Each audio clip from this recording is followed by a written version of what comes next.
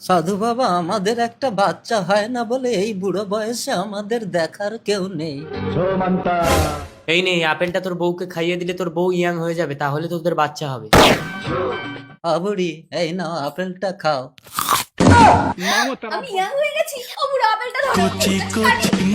আরে ও দাদু, বাড়িতে বউটাকে কচি মেয়ে নিয়ে রাস্তায় অসভ্যতামি হচ্ছে। একদম উল্টো পাল্টা বলবে না, এটা আমার বউ।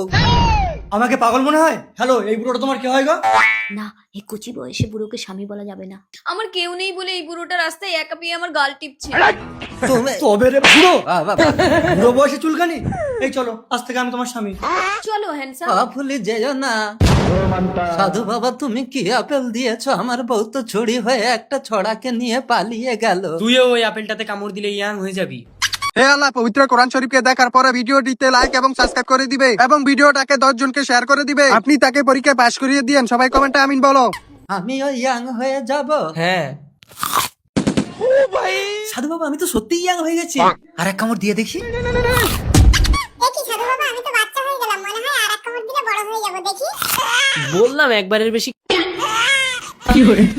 চুপ কর, কাঁদিস না, চল তোর বউর কাছে নিয়ে যাচ্ছি। দাঁড়াও, তোমার জন্য তোমার স্বামী বেশি ইয়াং হতে গিয়ে বাচ্চা হয়ে গেছে। এই নাও, বাচ্চাকে দুগ্ধ পান করাও। দুধু পিয়েঙ্গে, হাতে দুধু পিয়েঙ্গে। তুমি যে বাচ্চাটাকে নিয়ে নিলে, লোকে জিজ্ঞাসা করলে কি বলবে? বিয়ের আগে মা হয়েছে? এই তুমি চুপ করে তো, বাচ্চাটাকে ফেলে দেবো নাকি? বাচ্চা বাচ্চা বাচ্চা, একটা দিনে এই বাচ্চার জন্য আমরা একসাথে শুতে পারি না। তোমাকে আনাটাই আমার ভুল হয়েছে। হয় তুমি বাচ্চা নিয়ে থাকো, না হলে আমাকে নিয়ে থাকো। হ্যাঁ যাও, আমি বাচ্চা নিয়ে থাকবো। তাহলে তুমি বাচ্চা নিয়ে থাকো, আমি চলে যাচ্ছি। কাঁদে না শোনা, না না না না। 20 বছর পর যাও, বেরিয়ে যাও। স্বামী, 20 বছর ধরে তোমাকে ছোটবেলা থেকে লালন পালন করে বড় করেছি। আজ আমি বুড়ি হয়ে গেছি বলে অন্য মেয়েকে তুমি বিয়ে করবে বলে আমাকে তাড়িয়ে দিচ্ছ। এই যাও তো, তুমি বুড়ি থেকে ইয়াং হয়ে অন্য ছেলেকে নিয়ে পালিয়ে গেছিলে, মনে আছে? হ্যাঁ ডার্লিং, বলো।